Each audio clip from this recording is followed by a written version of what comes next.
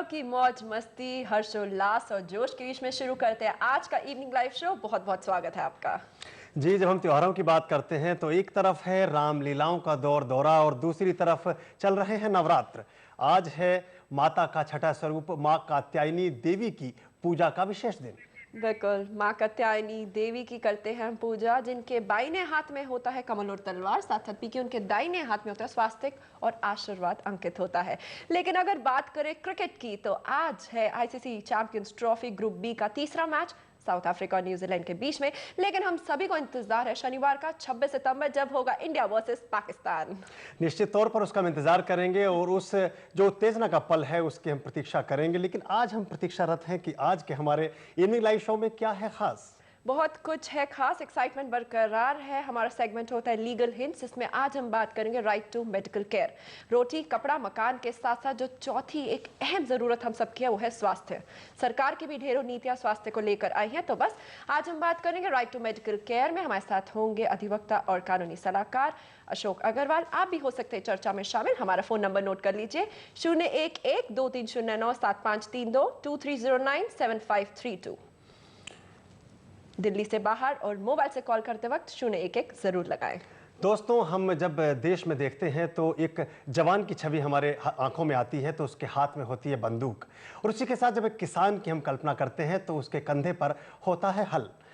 सेना विभिन्न मोर्चों पर जूझती है, हमारी जिंदगी को महफूज रखती है, हमारे देश की सीमाओं पर सतर्कता के साथ अपनी ड्यूटी को अंजाम देती है। लेकिन इसी के साथ सेना जब युद्ध नहीं कर रही होती तब भी एक आंतरिक मोर्चे पर युद्ध जैसी ही तैयारियों से जूझ रही होती है, अपनी तैयारियों को लेकर, अपनी गुणवत्ता को लेकर। और आज हम आपकी मुलाकात कराएंगे भारत के रक्षा मंत्रालय के गुणवत्ता आश्वासन महानिदेशालय के प्रमुख लेफ्टिनेंट जनरल JS ढिल्लो जी से, जो विशिष्ट सेवा मेडल से विभूषित हैं। बिल्कुल, जनरल साहब से जरूर करेंगे बातचीत। लेकिन आइए पहले नजर डालते हैं directorate general quality assurance department के कार्यरत के बारे में, उनकी फंक्शनिंग के बारे में। देखते हैं ये स्पेशल फिल्म। हम गर्व करते हैं अपनी सेना के अटूट विश्वास एवं दृढ़ संकल्प पर, जिसने ये शपथ ली है कि राष्ट्रीय ध्वज की आन बान और शान को कभी कम न होने देंगे, चाहे वो कबायली हमला हो या 1971 का युद्ध या फिर करगिल की जबरदस्त जंग, जिसने पड़ोसी ही नहीं दुनिया को इस बात का एहसास करा दिया कि भारतीय सेना बेजोड़ है और इसका कोई मुकाबला नहीं। हम सलाम करते हैं उन वीर जवानों को जिन्होंने भारत के इतिहास में एक युग के अध्याय को जोड़ा। हम सलाम करते हैं उन हाथों को जिन्होंने राष्ट्रीय ध्वज के सम्मान को कभी झुकने नहीं दिया, और हम सलाम करते हैं उन हाथों को भी जिन्होंने साल हाँ साल बिना रुके, बिना किसी श्रेय की इच्छा के भारतीय सेना की गुणवत्ता को संवारा। फलस्वरूप हमारी सेना ने राष्ट्र के सम्मान को संवारा। हाँ, ये हाथ directorate general of quality assurance यानी DGQA के हाथ हैं, जिनका भारतीय सेना ही नहीं बल्कि पूरा देश ऋणी है और ऋणी रहेगा। भारत की भौगोलिक परिस्थितियों को ध्यान में रखकर और इस आधार पर किए गए परीक्षणों में खरा साबित होने के बाद ही कोई वस्तु सेना के लिए उपयोगी होती है। यही कारण है कि हमारा जवान पूर्ण विश्वास के साथ DGQA द्वारा किए गए परीक्षणों पर पूरी तरह निर्भर रहता है। इन्हीं परीक्षणों में ट्रकों एवं टैंकों को ऊंचे नीचे पथरीले, स्पीड ब्रेकरों, कीचड़नुमा रास्तों, गड्ढों, तीव्र ढलानों पर चलाकर उनकी शक्ति व क्षमता को परखा जाता है। इनमें प्रयोग होने वाले टायरों को भी अनेक परीक्षणों से गुजरना पड़ता है। सेना का उद्देश्य लड़ाई के समय खाइयों, नदियों, नहरों को पाटते हुए पुलों का निर्माण करना भी है, और साथ ही कुशलतापूर्वक प्रत्येक अवरोधों को हटाते हुए समय की बचत के साथ दुश्मन के ठिकानों पर कब्जा करना भी। इस प्रकार ट्रकों द्वारा निर्मित की जाने वाली सर्वत्र सेतु निर्माण प्रणाली में प्रयोग किए जाने वाले तार के रस्से के तनाव तक को परीक्षण के कठिन दौर से गुजारा जाता है।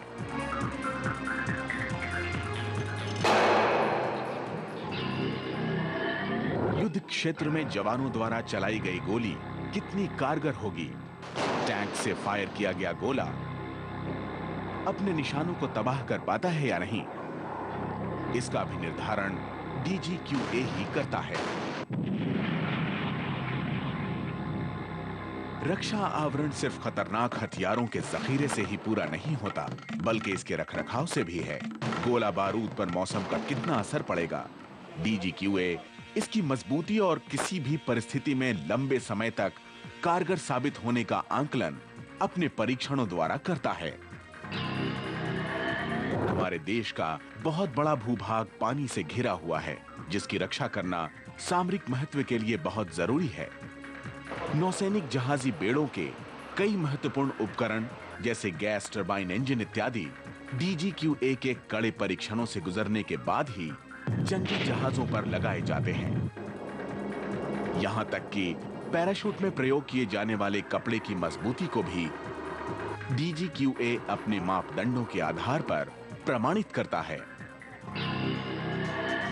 सीमाओं की हिफाजत में संचार माध्यमों का विशेष योगदान है। युद्ध के मैदान में संचार प्रणाली अग्रिम पंक्ति में जवानों के साथ काम करती है और अपने संदेशों से शत्रु को पराजित करने में अहम भूमिका अदा करती है। रडार हो या टेलीफोन या फिर वायरलेस रेडियो सेट, DGQA इनके परीक्षणों में कोई कसर बाकी नहीं छोड़ता। पूर्वोत्तर राज्यों के बरसाती मौसम में या राजस्थान की धूल भरी आंधियों में भी ये अपने काम को बखूबी पूरा करते रहें, इसलिए इन्हें डस्ट व रेन चेंबर्स के इम्तिहान को पास करना पड़ता है।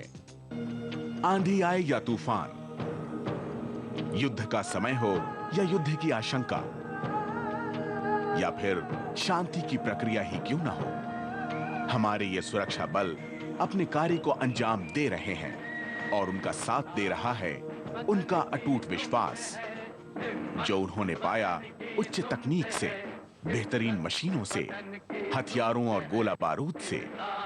लेकिन इन सब का लक्ष्य एक ही है, राष्ट्र की सीमाओं को अक्षुण्ण रखना, तिरंगे की गरिमा को बनाए रखना। कठिन और मुश्किल हालातों में भी अपने काम को पूरी मुस्तैदी, तत्परता और समर्पण के साथ पूरा करता है DGQA। और DGQA का जो वार्षिक दिवस है वो आ रहा है 27 सितंबर को। इस अवसर पर हमने आमंत्रित किया है महानिदेशक जनरल ढिल्लों को। बहुत बहुत स्वागत आपका हमारे बीच। बहुत बहुत स्वागत है। और सबसे पहले हम सभी की ओर से DGQA की 92वीं वर्षगांठ पर ढेरों शुभकामनाएं। जनरल साहब, अभी हमने देखा कि किन किन फंक्शनिंग में DGQA इन्वॉल्व है, लेकिन ये करते कैसे हैं, क्या रहता है इसका प्रोसीजर, क्या रहती है फंक्शनिंग? आर्या साहब और शिखा जी, मैं सबसे पहले आपके माध्यम से DG दूरदर्शन साहब और बाकी सभी दूरदर्शन के अधिकारियों जितने भी हैं, उनको हमें यहाँ तक आके अपने देशवासियों से रूबरू होने के लिए मौका देने के लिए बहुत बहुत धन्यवाद करना चाहता हूँ। और हमारी 52वीं वर्षगांठ पे हमें आपने यहाँ बुलाया, उसके लिए भी आपका बहुत बहुत धन्यवाद। जहाँ तक ये काम है जो गुणता आश्वासन, ये एक देखा जाए तो नॉर्मल एक्टिविटी भी है और बड़ी स्पेशलाइज्ड एक्टिविटी भी है। कोई भी गृहिणी भी बाज़ार में जाती है तो अगर टमाटो खरीदते हैं या आम भी खरीदते हैं, वो भी अपना इंस्पेक्शन करके कौन सा अच्छा है कौन सा बुरा है उस तरह करते हैं। लेकिन ये जो आपने इक्विपमेंट देखे हैं तो इसमें तरह तरह के पुर्जे हैं, बहुत ज़्यादा पुर्जे हैं और इसमें कोई चांस नहीं कि ये माल फंक्शन करें। तो इसके लिए बहुत कड़ाई से इनका परीक्षण होता है और इसके लिए हमारी ऑर्गेनाइजेशन जो कि रक्षा उत्पादन मंत्रालय रक्षा विभाग के अधीन काम करती है, तो और यूज़र की तरफ से ये इसका गुणता आश्वासन करते हैं जितने इक्विपमेंट आपने देखे हैं। तो इसके लिए हर आइटम के लिए बड़े करड़े मापदंड हैं जिनको हम स्पेसिफिकेशंस बोलते हैं। तो उन स्पेसिफिकेशन में हर के मापदंड इनका क्या क्या परफॉर्मेंस होनी चाहिए उसका दिया हुआ है। तो उसको हम सारा देख परख के, उस देख परख के लिए हमारे पास मेरे ऑलमोस्ट 12,000 स्टाफ है, जो कि हम आर्मी ऑफिसर्स और सिविलियन ऑफिसर्स हमारे स्टाफ के साथ मिलकर हम काम करते हैं। और जो भी उत्पादन हमारे रक्षा उत्पादन विभाग के अयुद्ध निर्माणियाँ हैं, जिनको ऑर्डिनेंस फैक्ट्रीज बोलते हैं, डिफेंस पब्लिक सेक्टर अंडरटेकिंग्स है वो, और जो भी प्राइवेट मार्केट से भी हमारे पास सामान आता है, उनका मेरे पास 11 तकनीकी डायरेक्टरेट्स हैं।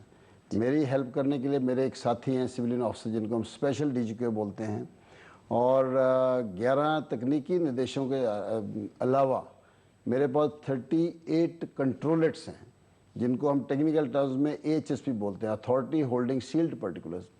कोई भी आइटम के लिए उसका तकनीकी ड्राइंग्स या कोई भी पर्टिकुलर होते हैं, उनके लिए वो फाइनल अथॉरिटी होते हैं। और on the ground quality assurance के लिए हमारे पास 78 ऐसी संस्थाएं हैं, जिनको हम सीनियर क्वालिटी एश्योरेंस एस्टेब्लिशमेंट्स बोलते हैं। जी, मतलब सब मिला जुला के पूरी तरह से आप संगठन को रन करते हैं, और 20वें डायरेक्टर जनरल आप इसके हैं। 1 साल आपको हो गया ये तजर्बा, 1 साल का अनुभव, और जो समय आजकल का है ये है क्वालिटी ओरिएंटेड। छोटा आदमी भी, जैसा आपने भी बताया कि क्वालिटी को समर्पित है, आप इसमें क्या खास बदलाव कोई या अपनी कार्यशैली में कोई परिवर्तन लाने का सोच रहे हैं? परिवर्तन ये है कि ये quality concepts and quality management procedures day by day बदलती रहती हैं। हमारे जो मैन पावर है उसको कम करने के लिए, जो मैन्युफैक्चरर्स हैं उनको ज़्यादा अधिकार देने के लिए कि वो खुद अपनी क्वालिटी की जिम्मेवारी समझें।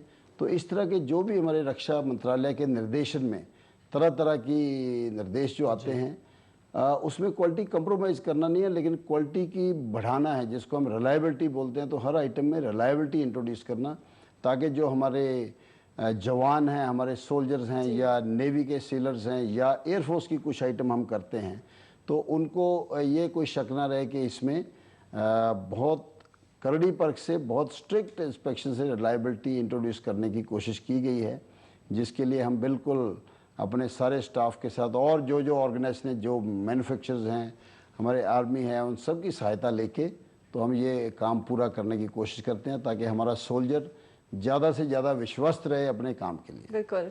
जनरल ढिल्लों, हमने जैसे देखा अभी अपनी फिल्म में भी कि जवान चाहे आंधी हो, तूफान हो, दिन हो, रात हो, दे आर ऑलवेज रेडी। लेकिन अगर 11th आवर पर वॉर से पहले कोई फेलियर, कोई फॉल बैक किसी इक्विपमेंट में हो जाए, तो लास्ट मिनट चेक आप कैसे करते हैं? आर्मी के लिए वार से पहले लास्ट मिनट चेक, वो उनका अपना पूरी ऑर्गेनाइजेशन उसके लिए होती है। उनका मेंटेनेंस ऑर्गेनाइजेशन, हमारे जो जवान यूज़ करने वाले, वो इसमें पूरा मतलब परफेक्ट रहते हैं। इसलिए ट्रेनिंग सेंटर्स ये वो उसमें वार से पहले करने का हमारा कुछ नहीं है। लेकिन जो उनकी मेंटेनेंस एजेंसी हैं, जो वो है, अगर कोई बीच में नॉर्मल यूज़ में डिफेक्ट पाया जाता है या कुछ है, उसका हम डिफेक्ट इन्वेस्टिगेट, बहुत इंपॉर्टेंट एक्टिविटी है डीजीक्यू की, जिसमें हम मैन्युफैक्चरर्स को इन्वॉल्व करके, डिज़ाइनर को इन्वॉल्व करके, यूज़र्स को इन्वॉल्व करके, इसके लिए रक्षा मंत्रालय ने बहुत इंस्टीट्यूशनलाइज मैकेनिज्म भी रखे हैं, जहाँ हम हर 3 महीने में, 6 महीने में इकट्ठे मिलकर बैठते हैं, डिफेक्ट रिपोर्ट्स जो आई उनको एनालाइज करके डिस्कस करते हैं, और उसके रेमेडियल मेजर डालने की कोशिश करते हैं कि यही डिफेक्ट दोबारा हमारे सोल्जर को फेस नहीं करना पड़े।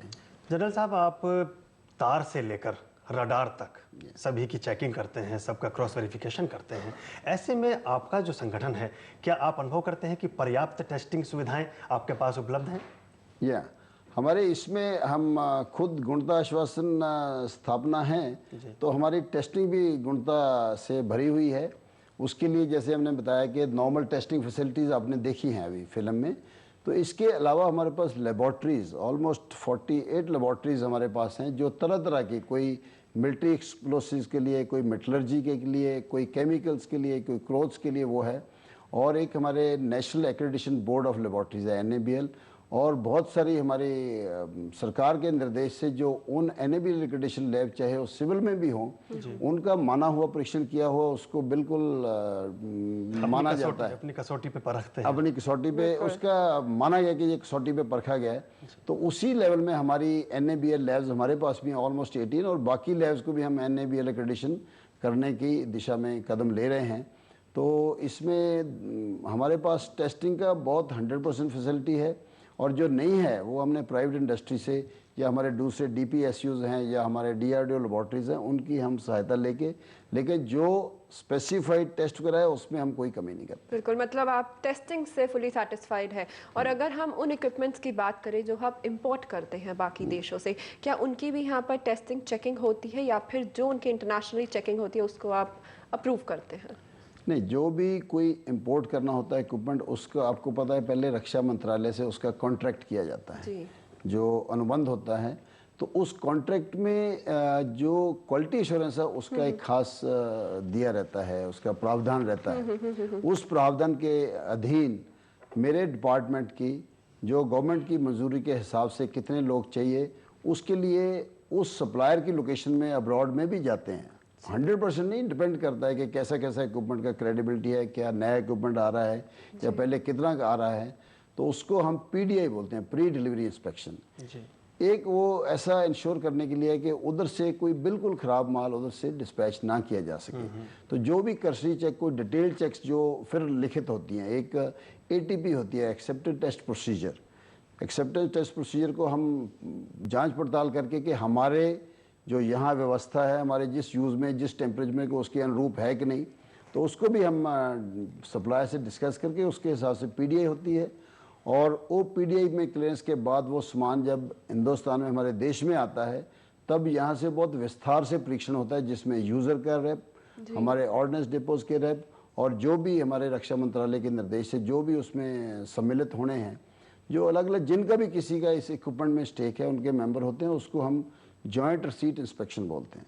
जो पूरा जो भी उसमें टेस्ट करने पड़े, फायरिंग टेस्ट भी करने हो, चला के देखना हो, टैंक्स हो, वो करने के बाद ही जीआरआई होती है, तभी वो इक्विपमेंट गवर्नमेंट की तरफ से एक्सेप्ट किया जाता है और उसके बाद यूजर्स को इशू करने का प्रावधान किया जाता है। जी जनरल साहब, ये तो आपने बहुत अच्छी बात हमें बताई, लेकिन इसी के साथ आप ज़्यादातर या तो ऑर्डिनेंस फैक्ट्रीज जो आपकी हैं देश में, वहाँ से आप उपकरण लेते हैं, या इसके साथ साथ पब्लिक सेक्टर से आप उपकरण लेते हैं।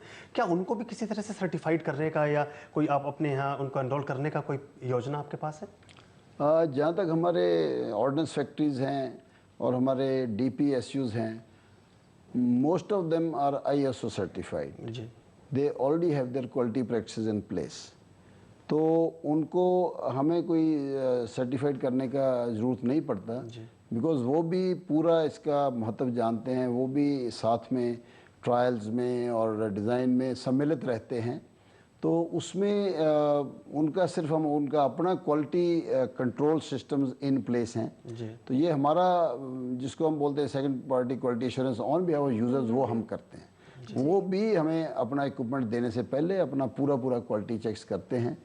तो हम सारे जो रक्षा मंत्रालय के निर्देशों के हिसाब से यूज़र को फुली इन्वॉल्व करते हुए हम इसका गुणवत्ता आश्वासन करते हैं। जी, ये तो बात रही DGQA ऑर्गेनाइजेशन डिपार्टमेंट की। अगर हम DGQA JS ढिल्लों की बात करें, आपके forefathers they died in first world war, अगर आपके फादर्स की बात, सभी आर्मी में रहे हैं और अगले महीने 31 अक्टूबर आप रिटायर भी हो रहे हैं, तो आपके फ्यूचर प्लान्स क्या है? फ्यूचर प्लान्स है कि जो I always tell soldiering is my family business. I had my grandfather's uncle and his younger brother who laid down their lives in First World War. My grandfather was a soldier, decorated soldier in First World War, Second World War. My father was also in army, who was shunted back from Malaya, those days Malaya, because of his association with the Netaji's INA. And I am also into army, and then my son also left MBA and joined army. So I think I'll continue doing something after retirement also, because as they say, soldiers never retire. Firstly, I'm not going to retire. बिल्कुल ढिल्लों साहब, ये तो हुई We just fade away ji. to be available in some other place and still looking for the welfare of the soldiers. That is why we all salute you every minute, every second, because दिन हो रात हो, आंधी तूफान, जैसे कि हमने कहा, आप देश की आन बान और शान के लिए हमेशा तत्पर तैयार रहते हैं। आप हमारे स्टूडियो में, उसके लिए बहुत बहुत शुक्रिया, और एक बार फिर 92वीं वर्षगांठ के लिए बहुत बहुत शुभकामनाएं। धन्यवाद। Thank you so much. मित्रों, ये थे जनरल JS ढिल्लों, जिनसे हमने बात की और जाना कि किस तरह से हमारे जो रक्षा उत्पाद हैं उनकी क्वालिटी कंट्रोल की जाती है। बिल्कुल, नवरात्रों का है दौर, जिस तरीके से पीके ने पहले बताया कि रामलीला का भी मंचन हो चुका है, मतलब कि एंटरटेनमेंट हर जगह है। बिल्कुल, और एंटरटेनमेंट की जब बात करते हैं, मनोरंजन की जब बात करते हैं, तो हम फिल्मों को नहीं भुला सकते, अपने गीतों को नहीं भुला सकते और दूरदर्शन को नहीं भुला सकते। बहुत से मौके ऐसे आए हैं, बहुत से अवसर ऐसे आए हैं, जिन मौक़ों पर हमने बहुत सी खूबसूरत चीज़ों को सहेज कर रखा है और उनको आपके लिए हम रखते हैं रिकॉर्ड में, कि ताकि मौका पड़ने पर आपको दिखाई जा सके। चलिए, टाइम फॉर एंटरटेनमेंट। आप देखिए ये प्यारे से गीतों का सम्मेलन। आओ हुजूर, तुमको सितारों में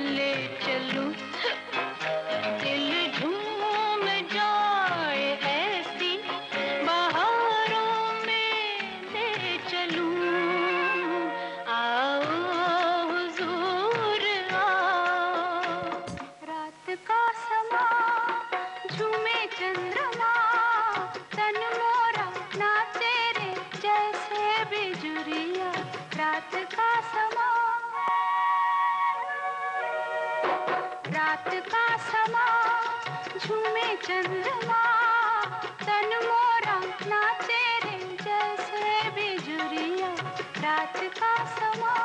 आधा है चंद्रमा रात आधी, आधा है चंद्रमा रात आधी, रह न जाए तेरी मेरी बात आधी, मुलाकात आधी। आधा है चंद्रमा रात आधी, रह न जाए तेरी मेरी बात आधी, मुलाकात आधी। आधा है चंद्रमा।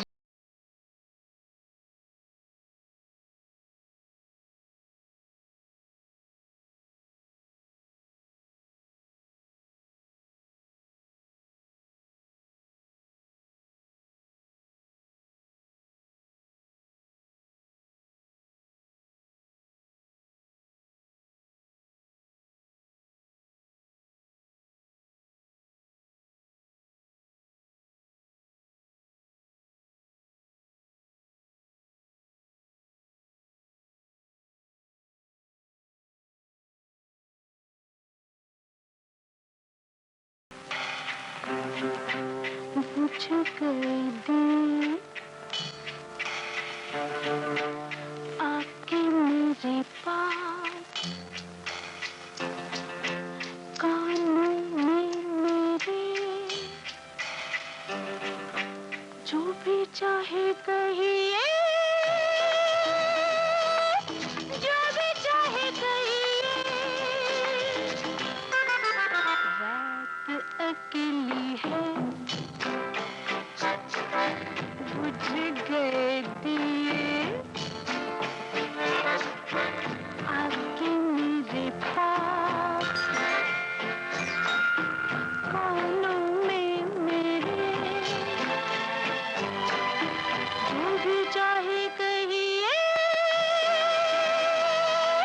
जो भी चाहे कहिए। रात अकेली है।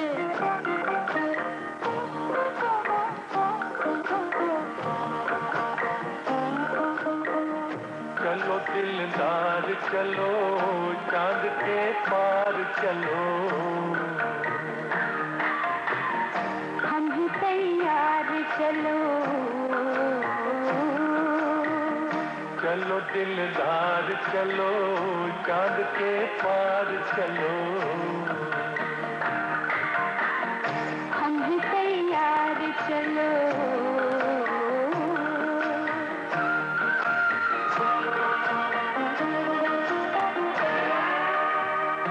आओ खो जाए सितारों में कहीं,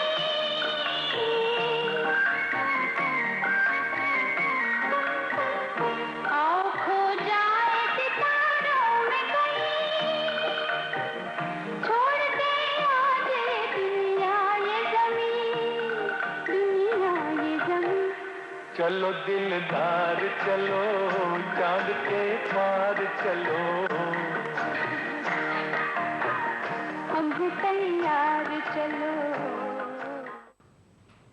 हमारे सारे त्योहार, सारे पर्व, सारे रीति रिवाज कहीं ना कहीं रात्रि से जुड़े हैं। नवरात्रि इसीलिए बोलते हैं, और साथ साथ जुड़े हैं चांद से भी, जो हमने गीतों में भी देखा। किसी न किसी रूप से चांद हमारे जीवन को प्रभावित करता रहा है बहुत लंबे अरसे से। बिल्कुल, ये तो एंटरटेनमेंट की बात, इंफॉर्मेशन की बात आगे रहेंगी। हम जानेंगे राइट टू इंफॉर्मेशन के बारे में, राइट टू मेडिकल केयर के बारे में, लेकिन पीके अभी हम सभी का राइट है to go for a break. बिल्कुल, हम लेते हैं छोटा सा अंतराल।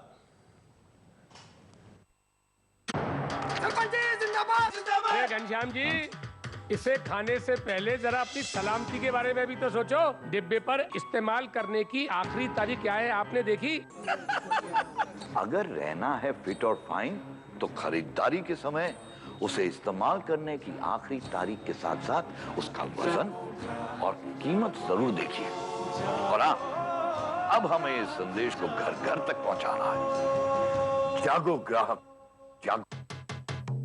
नई नई मोटरसाइकिल को चमकाए सुबह शाम, बड़े ध्यान से रखे इसको हर पल राधे शाम। गंदे हाथों से इसको न छूने दे किसी को, जरा सी गड़बड़ लगते ही दिखलाए मैकेनिक को। आँख से दूर न होने दे, मौसम से बचाए। पर इतना खुश क्यों राधे श्याम, आओ ये बताएं। दो तो खुशियाँ आई हैं घर में एक साथ। हाल में राधे श्याम बना है एक बच्ची का बाप। नई मोटरसाइकिल का तो रखे पूरा ध्यान। नवजात शिशु की देखरेख का पूछे कितना ज्ञान। नवजात शिशु को माँ के पास रखें। जन्म के तुरंत बाद स्तनपान शुरू कर दें। शिशु को सर्दी न लगने दें। जन्म के बाद 24 घंटे तक उसे नहलाएं नहीं। जन्म के समय शिशु का वजन अगर 2.5 किलो से कम हो तो उसकी खास देखरेख करें। ऐसे शिशु को नाभि नाल गिरने के बाद ही नहलाएं। आशा बहन और एएनएम की सलाह माने। मोटरसाइकिल तो 1000 मिलेंगे, शिशु जीवन अनमोल है। Papa, should I also take admission in institute where Preeti has taken? Did you inquire about the seats allotted by the university to the institute? Why is it important, Papa? At least we both will be together there. Papa, your glass is already filled. Water is being wasted. Do you also want to waste your career like this? Institutes often take extra admissions than the seats allotted by the university. But later on, if the university denies to enroll extra students, then your academic year will be wasted. Wake up, consumer. Wake up. व्यक्ति, कला, साहित्य, संगीत, शिक्षा, सामाजिक समस्याओं के समाधान और आपके नए विचार, नई दृष्टि इवनिंग लाइव शो द्वारा हर रोज 5 से 6 DD1 पर। ब्रेक के बाद एक बार पुनः स्वागत। मित्रों, हमारी ज़िंदगी में बहुत से बदलाव आए हैं और बहुत से सकारात्मक बदलावों के पीछे हाथ है सूचना के अधिकार का। सूचना का अधिकार की जब हम बात करते हैं तो देश में बहुत से ऐसे मुद्दे हैं, बहुत सी ऐसी समस्याएं हैं जहां इस अधिकार ने हमारी ज़िंदगी के मायने बदले हैं, हमारे लिए नए दरवाजे खोले हैं और हम नए ढंग से अपने जीवन की सुविधाओं को समझ पाए हैं। बिल्कुल, आपका हथियार, आपका औजार, क्या है सूचना का अधिकार? देखते हैं इस पर स्पेशल रिपोर्ट और इसके बाद हम जानेंगे क्या है राइट टू मेडिकल केयर। लेकिन अभी देखते हैं राइट टू इंफॉर्मेशन पर हमारी ये स्पेशल रिपोर्ट।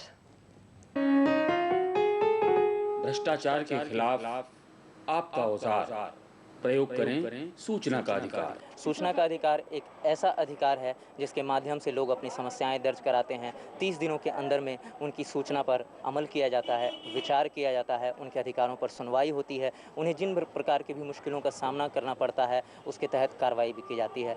इसके तहत आम नागरिक, कोई भी नागरिक, देश का नागरिक, उनको किसी भी प्रकार की अगर समस्या हो तो वो अपने कार्रवाई कर सकते हैं, एक अपील दायर कर सकते हैं। आज उसने बिल्कुल देशव्यापी रूप ले लिया है। लोगों में, जगहों पर, गाँव-गाँव में, हर प्रांत में, हर नगर में, हर क्लास के बीच के लोग, मीडियम जो क्लास के लोग हैं, जो निम्न वर्ग के लोग हैं, उन तक ये सूचना का अधिकार धीरे धीरे पहुंचने लगा है और लोग इससे जुड़ने लगे हैं। पटना के मेडिकल कॉलेज अस्पताल में मरीजों के हाल बेहाल थे। उनकी देखभाल की बात तो अलग, दवाई से लेकर सामान्य सुविधाओं का भी दूर दूर तक अता पता न था। यहाँ भी कुछ लोगों ने हिम्मत दिखाई और यही बात रंग लाई। हम लोगों ने सवाल करना शुरू किया कि यहाँ पे डॉक्टर किनका है ड्यूटी आने का। भाई, ये लोग तो कहते हैं कि कोई डॉक्टर देख नहीं रहा है, किसका यहाँ पे जिम्मेवारी है देखने के लिए कि डॉक्टर आते हैं कि नहीं। तो ये लोग पूरा छिपाने लगे, पूरा कोई बात बताने को तैयार ही नहीं होते थे।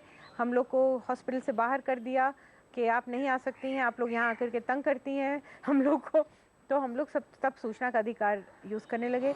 हम लोग जो है बाहर में बैठ के, हॉस्पिटल के बाहर में मरीज़ों के जो भी कंप्लेंट्स होते थे उसको हम लोग उनको मदद करते थे उसको बनाने में, और उसको फिर सुपरिटेंडेंट के ऑफिस में हम लोग जमा करते थे, ये कह करके कि आप इस पर सख्त और जल्द से जल्द कार्रवाई कीजिए, क्योंकि ये मरीज़ों की ये बात है। मतलब जो बीमार है उसको ज़्यादा समय नहीं रहता, वो तकलीफ़ में रहता है, उसका जितना जल्दी से जल्दी तकलीफ़ दूर हो जाए, इसके लिए आप इसको जल्दी से जल्दी टेकअप कीजिए। तो इन लोग जो है उसको 6 महीने तक तो कोई भी उस पर कार्रवाई नहीं किया, और जब हमारा सब फर्स्ट अपील के बाद सेकंड अपील में जब जाने लगा, आयोग में जाने लगा, तब जाकर के इन लोगों ने थोड़ा बहुत हाथ पैर मारना शुरू किया। हम लोग हॉस्पिटल को इम्प्रूव करेंगे, इसको हम लोग सुधारेंगे, आप कृपया अपने RTI वापस लीजिए। उस समय से अब तक तो कुछ सुधार है, लेकिन अभी भी जो होना चाहिए, जिस हिसाब से रुपया वहाँ खर्च होता है, जितने हज़ारों डॉक्टर्स वहाँ हैं, नर्सेज वहाँ हैं, स्टाफ है, और जिस मात्रा में करोड़ों रुपया सरकार खर्च करती है, उस हिसाब से वहाँ पे बहुत और इम्प्रूवमेंट हो सकता था। हम लोगों ने जब सूचना मांगी थी उस समय हमको कहा गया कि आपके 5 लाख रुपए बनते हैं, आप सारे कागज़ लेने के लिए आप 5 लाख रुपए दे दीजिए। तो हमने कहा हमको इंस्पेक्शन करा दीजिए, तो कहे कि नहीं आपको कोई इंस्पेक्शन नहीं होगा। तो हम सेकेंड अपील में चले गए। तो सेकेंड अपील में जाने के बाद हमने इंस्पेक्शन जो मांगा था तो मेरा अपहोल्ड हुआ इंस्पेक्शन। और ये जो 5 लाख की बात थी तो ये तो उनको ही देने थे, क्योंकि ये सब समय सीमा से बाहर ये लोग हमें प्रोवाइड करने जा रहे थे, तो ये वैसे भी उनको हमें मुफ्त में देना होता। तो इन्होंने इंस्पेक्शन कराया, उसके बाद वार्ड्स में हम लोग इंस्पेक्ट किए किस प्रकार दवाएं बढ़ती हैं। तो हमने देखा कि दवाएं जो थी बढ़ने लगी ठीक ठाक। वो सब जो सिस्टर्स अपने लेजर्स में लिखी थी कि हर मरीज़ को कितनी दवा क्या क्या मिलती है, तो वो उस हिसाब से फिर बढ़ने लगी और काफ़ी सिचुएशन इम्प्रूव कर गया हॉस्पिटल में। उसके बाद बहुत आराम से अब घूमते हैं, बहुत आराम से जाते हैं वार्ड्स में, और आराम से हम लोग मरीज़ों से पूरी बात करते हैं, डॉक्टर आते हैं कि नहीं, दवा मिलती है कि नहीं, सब। सूचना के अधिकार के तहत आप सरकार से कोई भी सूचना ले सकते हैं, किसी भी सरकारी दस्तावेज की प्रमाणित प्रति ले सकते हैं, सरकारी काम एवं दस्तावेज़ों का निरीक्षण कर सकते हैं, और आप सरकारी काम में इस्तेमाल सामग्री का प्रमाणित नमूना भी ले सकते हैं। जान है तो जहान है, लेकिन आपकी जान तभी सुरक्षित है अगर आप स्वास्थ्य से रिलेटेड सभी मुद्दों को सही से जानते हैं। राइट टू मेडिकल केयर है आज हमारा टॉपिक लीगल हिंट्स में। हमारे साथ है बहुत ही स्पेशल गेस्ट अशोक अग्रवाल, और इस चर्चा में आप भी हो सकते हैं शामिल। अब हमारा फ़ोन नंबर आपको पता है, लेकिन एक बार फिर से नोट कर लीजिए 23097532 23097532। दिल्ली से बाहर और मोबाइल से कॉल करते वक्त 011 जरूर लगाए।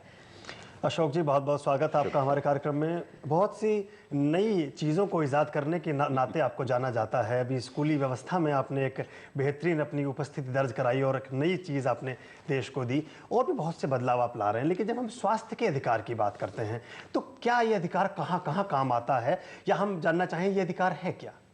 देखिए, ये जो स्वास्थ्य का अधिकार है, हेल्थ केयर जिसको हम कहते हैं, ये बहुत बेसिक राइट है। जैसे राइट टू एनवायरनमेंट है, राइट टू इंफॉर्मेशन भी एक बेसिक राइट बन गया है, राइट टू वाटर जैसे है, वो सब जो है ना बड़े बेसिक राइट्स हैं, ह्यूमन राइट्स हैं। अगर नहीं मिले तो आदमी का जो एग्जिस्टेंस है ना वो खतरे में हो जाता है। इसीलिए और इसको रिकॉग्नाइज किया है पूरे वर्ल्ड ओवर, ट्रीटीज़ के अंदर, कन्वेंशंस के अंदर, इंटरनेशनली। और उसके बाद हमारे कॉन्स्टिट्यूशन में जब 1950 में कॉन्स्टिट्यूशन बना तो उसमें फंडामेंटल राइट में तो नहीं लिखा गया, लेकिन उसको डायरेक्टिव प्रिंसिपल्स में लिखा गया कि राइट टू हेल्थ जो है स्टेट प्रोवाइड करेगा। ये उसकी प्राइमरी ड्यूटी है। ये वर्ड है कि स्टेट की प्राइमरी ड्यूटी है कि वो जनता को, कमज़ोर लोगों को और आम जनता को, बच्चों को हेल्थ प्रोवाइड करेगा। और सुप्रीम कोर्ट ने बहुत ही कुछ सालों के अंदर इसको आर्टिकल 21 जो राइट टू लाइफ है, मतलब right to life with dignity, अगर एक आदमी का सेहत ही नहीं है तो वो डिग्निफाइड लाइफ कैसे लीड कर सकता है। तो उन्होंने एक तरीके से इसको कहा कि ये फंडामेंटल राइट है। तो आज की तारीख में ये जो राइट टू हेल्थ है वो बहुत फंडामेंटल है, और इसके अंदर सरकार की प्राइमरी ड्यूटी है प्रोवाइड करना है। और सरकार के साथ साथ ये ऑब्लिगेशंस प्राइवेट इंस्टीट्यूशंस को भी दिए जाते हैं और दिए जा सकते हैं कि आप भी इसको जो है ऑब्लिगेशन को इम्प्लीमेंट करो। क्योंकि कई बार ये देखा जाता है कि सरकार के पास इतने साधन नहीं है कि वो जो है इस तरीके की हेल्थ सर्विसेज दे सके, तो वो फिर प्राइवेट पार्टनर्स को भी इस तरीके से जमीन देकर या और किसी तरीके की सुविधाएं देके उसमें कुछ ऐसी कंडीशंस डाल के कि भाई आप आम जनता को मुफ्त और अच्छा इलाज दो। तो ये इस तरीके से बहुत इंपॉर्टेंट ये राइट है। और मुझे लगता है कि ये जीने का अधिकार जिसको कहते हैं, वो खासकर कि सरकार की जिम्मेदारी है कि कोई आदमी जैसे भूखमरी से ना मरे। राइट टू फूड जो है एक बेसिक राइट है, इसी तरीके से राइट टू हेल्थ कोई इस वजह से ना मर जाए कि उसको दवाई नहीं मिली या समय पे इलाज नहीं मिला या क्वालिटी इलाज नहीं मिला। तो ये सब चीजें जो है बेसिक ड्यूटी है सरकार की, और हर एक व्यक्ति की, हर एक सिटीजन की ये एक राइट है। और ये भी इंटरेस्टिंग है कि अगर कोई इंडिविजुअल डॉक्टर भी है तो कोर्ट ने ये भी कहा है कि अगर कोई इमरजेंसी में आपके पास आ जाता है तो आप उसको ये कह के नहीं भगा देंगे कि भाई पैसे दो तो करूंगा, और उसके पास पैसे नहीं हुए तो उसको भगा दोगे। तो कोर्ट्स ने ये तक भी कहा है कि इंडिविजुअल डॉक्टर की भी ड्यूटी है इंस्टीट्यूशन, प्राइवेट इंस्टीट्यूशन की भी ड्यूटी है और गवर्नमेंट की तो है ही है। बिल्कुल Ashok ji, right to life, right to food basic right है, फंडामेंटल राइट है। अगर राइट टू मेडिकल केयर की बात करें, आपने कहा चाहे सरकारी अस्पताल हो चाहे गैर सरकारी अस्पताल हो, लेकिन अगर ये राइट आम इंसान तक नहीं पहुंच पा रहा या फिर वो इसको एंटरटेन नहीं कर पा रहा, एक्सरसाइज नहीं कर पा रहा, तो वो क्या करे? देखिए ऐसा है कि एक तो ये है कि प्राइमरी हेल्थ सेंटर्स जैसे होते हैं वो बिल्कुल उसके नियरेस्ट होने चाहिए। फिर जो बड़े हॉस्पिटल हैं वो भी बहुत ज़्यादा डिस्टेंस पे नहीं होने चाहिए। अभी मैं आंध्र प्रदेश के एक गांव में था तो वहाँ एक लड़की के चोट लग गई आँख के अंदर, 6th क्लास की लड़की थी और वो जो है वो 32 किलोमीटर हॉस्पिटल है नियरेस्ट। तो वो क्योंकि गरीब थे, बिलो पॉवर्टी लाइन थे, उन्होंने प्रॉपरली उसका टाइम से केयर नहीं करा, उसका वजह से ये हुआ कि दूसरी आंख भी खराब हो गई और जब वो अल्टीमेटली लेट हो गए वहां पहुंचे तो उसकी दोनों आंखें जो है टोटली ब्लाइंड हो गई। लेकिन जैसे आपने कहा कि सही दवा मिले, सही समय पर मिले, सही इलाज हो, सही डिजीज डायग्नोज हो, लेकिन अगर ये सब नहीं होता है तो वो एक इंसान किसका दरवाजा खटखटाए, क्या लीगल एड ले? देखिए लीगल एड में तो ये है कि हमारे जो सुप्रीम कोर्ट और हाई कोर्ट में है उनमें आर्टिकल 32 सुप्रीम कोर्ट में लगता है, वो खुद में एक फंडामेंटल राइट है। राइट टू रेमेडी अंडर 32 एक खुद में फंडामेंटल राइट है। इसका मतलब यह है कि जब कभी इस तरीके का राइट किसी का वायलेट हो और वो सुप्रीम कोर्ट को अप्रोच करे तो सुप्रीम कोर्ट की एक ड्यूटी बन जाती है उसको एंटरटेन करना। सिमिलरली आर्टिकल 226 के अंदर कोई भी व्यक्ति किसी भी हाई कोर्ट को, जो भी हाई कोर्ट उसकी नजदीक में पड़ती है, उसको अप्रोच कर सकता है कि देखिए मेरे पास पैसे नहीं है और मैं हॉस्पिटल में गया हूं और मुझको जो है दवाई नहीं दी गई है या मुझे बेड नहीं दिया गया है या मेरा ट्रीटमेंट नहीं हुआ है और या मेरे साथ कोई इस तरीके से निग्लिजेंस की है जिससे कि मुझे नुकसान हुआ।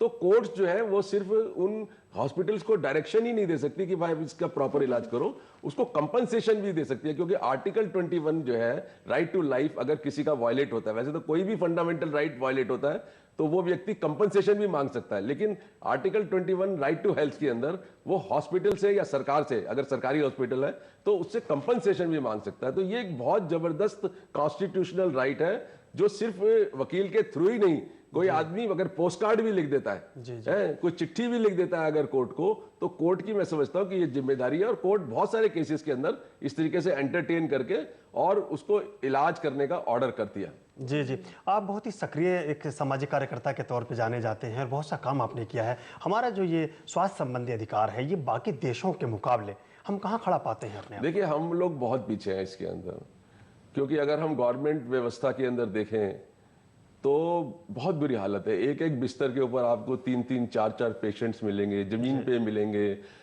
और जो सफाई है, जो बहुत ही बुनियादी हॉस्पिटल के अंदर एक चीज होती है सफाई, वो सफाई बहुत दूर दूर तक नहीं दिखेगी। उसको कहीं टॉयलेट साफ नहीं मिलेंगे, कहीं पीने का पानी नहीं मिलेगा, जो अटेंडेंट है उनका व्यवहार ठीक नहीं होता। कई बार डॉक्टर्स जो है वो भी इस तरीके से, नर्सिस इस तरीके से करती हैं कि जैसे पता नहीं ये कोई हमारे देशवासी हैं या कोई भिखारी है, इस तरीके से उनके साथ व्यवहार होता है। तो बहुत मतलब बुरा लगता है। और कई बार जो देखने को मिलता है कि उसके इमरजेंट ऑपरेशन होने हैं लेकिन उसको 6-6 महीने की डेटें दे देते हैं, वो सालों तड़पता रहता है व्यक्ति। तो ये जो सारी व्यवस्था है, मुझे लगता है सरकार के अंदर काफी व्यवस्था है, लेकिन ये नहीं कह सकते कि सरकारी व्यवस्था बिल्कुल ही नहीं है, क्योंकि अगर सरकारी अस्पताल बंद हो जाए या अपनी सर्विसेज देने लग जाए तो लाखों करोड़ों लोग जो आज उससे बेनिफिट होते हैं, वो बहुत बुरी हालत है। तो इसका मतलब बहुत लार्ज सेक्शन को हमारे गवर्नमेंट हॉस्पिटल जो है कैटर करते हैं, लेकिन उनकी बहुत क्वालिटी की जरूरत है। एक डॉक्टर को कह दिया 300 पेशेंट देखो, और वो किसके साथ जस्टिस करेगा? बिल्कुल, मतलब क्वालिटी पर ध्यान रखना है। संतराम जी राजस्थान से हमारे साथ फोन लाइन पर है। हेलो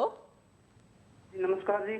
जी नमस्कार, सवाल पूछिए संतराम जी। हाँ जी, संतराम देऊ राजस्थान से बोल रहा हूँ जी। मैं पूछ रहा हूँ चाहता हूँ जी कि ये जो बीपीएल परिवार के जो है जी, तो उनके बारे में अगर कोई बच्चा इलाज करवाना चाहता है, मान लीजिए कोई डॉक्टरी से कोई कुछ हो जाता है, तो उनके अधिकार के लिए हमें मतलब क्या करना पड़ता है? देखिए बीपीएल क्योंकि उसकी बीपीएल का मतलब यह है कि उसकी 2000 रुपए महीने की इनकम है। हमारे दिल्ली के अंदर 38 हॉस्पिटल है और एक और हॉस्पिटल जो है, तो टोटल 39 हॉस्पिटल हैं जहां पर बीपीएल के जो लोग हैं वो उनको जमीनें मिली हैं, और उसमें यह है कि 38 हॉस्पिटल को 10% जो है फ्री आईपीडी देना है, बिस्तर देने फ्री, मतलब फ्री इलाज, और 25% ओपीडी देनी है। एक बहुत बड़ा हॉस्पिटल है दिल्ली में जिसको 33% जो है बेड्स देने हैं और 40% ओपीडी देनी है। तो इनमें अगर 4,000 रुपए तक आपकी फैमिली का इनकम है, जो बीपीएल के सारे लोग कवर्ड हैं, तो वो लोग दिल्ली आकर, यहाँ बहुत सारे बिस्तर खाली रहते हैं, वहां पर आकर मुफ्त इलाज करा सकते हैं। लेकिन मैं समझता हूँ कि दिल्ली आने और जाने में जो उनका किराया या जो खर्चा होगा वो उनको जरूर बियर करना पड़ेगा। जी मिस्टर अग्रवाल, अगर हम लॉ की बात करें तो चाहे गवर्नमेंट हॉस्पिटल हो चाहे प्राइवेट हॉस्पिटल हो, गवर्नमेंट हॉस्पिटल उनको सब्सिडीज मिलती है गवर्नमेंट से कि ठीक है आपको इतना % आपको you have to serve poor, चाहे उनकी दवाइयाँ हो, मेडिकल केयर हो या फिर ट्रीटमेंट हो।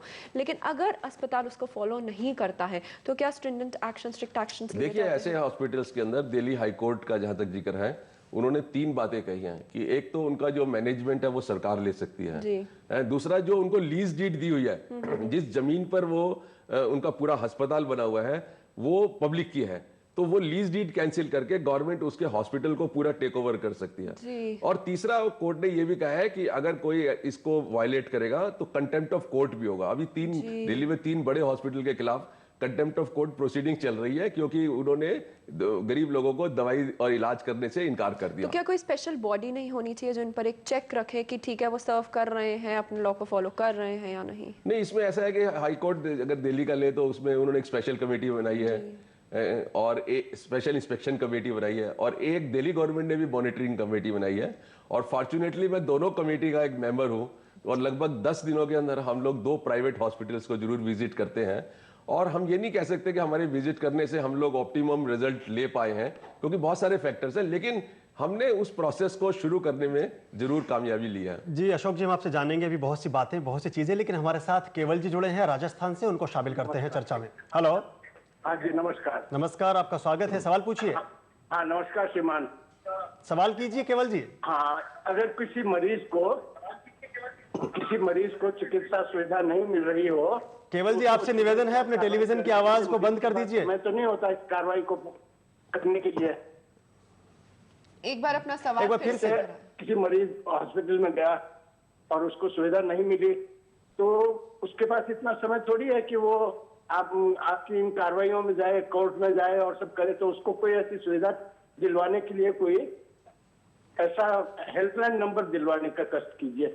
देखिए ये तो एक्चुअली में जो स्टेट गवर्नमेंट्स हैं उनको चाहिए कि इस तरीके की सुविधा हेल्पलाइन जहाँ पे वो कम, लेकिन हमें काम तो सब इंसानों ने करना है ना, चाहे वो गवर्नमेंट का इंस्टीट्यूट है चाहे प्राइवेट इंस्टीट्यूट है।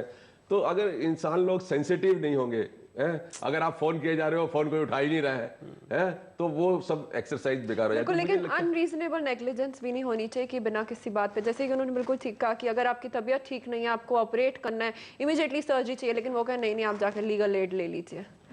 हाँ नहीं, मतलब उसमें बहुत मतलब लोगों के साथ प्रॉब्लम होती है, इसमें कोई शक ही नहीं है। और अगर आप गरीब हैं और आपका कोई पीछे से पुश नहीं है, नेचुरली गरीब होंगे तो पुश भी नहीं होगा, तो फिर आप जो है ना लोग आपको पुश ही करेंगे, अंदर नहीं लेंगे और बहुत प्रॉब्लम आपको फेस करने की पड़ेगी। लेकिन क्योंकि आप सिटीजन हैं, आपको अपना राइट असर्ट करना चाहिए। जब तक आप डिमांड नहीं करेंगे, जब आप तक सवाल नहीं करेंगे कि भाई मेरा एक राइट है कि आप मेरे को अच्छी तरह देखो, मेरे को अच्छी तरीके से मेरी दवाई दो, है मेरा इलाज करो, जब तक ये सवाल आप नहीं उठाओगे छीनो अपने हकों को। मुझे लगता है कि ये आवाज उठानी चाहिए। और अगर कोई नहीं करता तो आप एक टेलीग्राम दे दीजिए हाई कोर्ट को, कुछ तो करना पड़ेगा आपको। हाई कोर्ट के चीफ जस्टिस को टेलीग्राम दे दीजिए। अभी ये राजस्थान से हमारे लोग बोल रहे हैं, अभी मेवात के एक परिवार को हमने, एक महिला को यहाँ दिल्ली के प्राइवेट हॉस्पिटल के अंदर मेरे ख्याल से 5 या 6 लाख रुपया खर्च हुआ उसके इलाज के अंदर, फ्री इलाज मेवात डिस्ट्रिक्ट, क्योंकि बहुत गरीब इलाका है सारा, तो उनको इलाज किया वहां पे। और जब वो वहां गाँव गया तो उसको लगा कि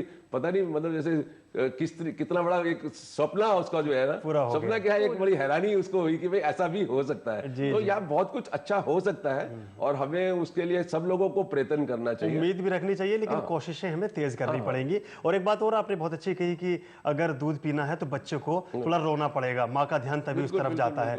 बहुत बार ऐसी घटनाएं घटती हैं देश में और देश के दूर दराज के इलाकों में भी कि कोई बीमार व्यक्ति है, समय पर पैसे का प्रबंध नहीं कर पाता है, तो उसकी कई बार अकस्मात मृत्यु भी हो जाती है। उन परिस्थितियों में कानून क्या कहता है? देखिए, अगर वो हॉस्पिटल नहीं पहुंच पाया नहीं, अगर डेड बॉडी को नहीं कई बार हॉस्पिटल से रिलीज करने देते हैं या हाँ, देखिए उसके अंदर कई केसेस आए हैं इस तरीके की, जहां वो शुरू में उसने कुछ पैसे दिए, बाद में वो इलाज लंबा हो गया, इलाज के पैसे दे नहीं पाया, उसके बाद जुटा नहीं सका और वो उसकी डेथ हो गई पेशेंट की, और उसके बाद हॉस्पिटल बोलता है कि नहीं मैं डेड बॉडी दूंगा नहीं, आप पहले पैसे जमा करो सारे। तो उस केसेस में हॉस्पिटल डेड बॉडी को बिल्कुल नहीं रोक सकता, ये एक क्रिमिनल ऑफेंस होगा, उसका इलीगल डिटेंशन होगा डेड बॉडी का। ज्यादा से ज्यादा हॉस्पिटल ये कर सकता है कि उसकी डेड बॉडी इज्जत के साथ उसको वापस करनी पड़ेगी। उसके बाद अगर वो चाहे तो उसके ऊपर दीवानी केस करे, कोई कोर्ट में मुकदमा कर सकता है अगर उसका कुछ पैसा लेना है तो, लेकिन डेड बॉडी को किसी तरीके से भी डिटेंशन जो है वो नहीं करने का हक बनता है। बिल्कुल। सुभाष हमारे साथ फोन लाइन पर दिल्ली से। हेलो जी, बहुत बहुत स्वागत है, अपना सवाल कीजिए। जी नमस्कार। नमस्कार मैडम, ये जानना चाहते हैं हम इन सर बैठे हुए आपके साथ कि जब हम किसी हॉस्पिटल में इलाज कराने गए और उस तरह उन्होंने हमें रिफ्यूज कर दिया कि हमारे पास गरीबों के लिए बेड अवेलेबल नहीं है, तो वो उसको किस तरह चेक करेंगे कि वो झूठ बोल रहे हैं सच बोल रहे हैं?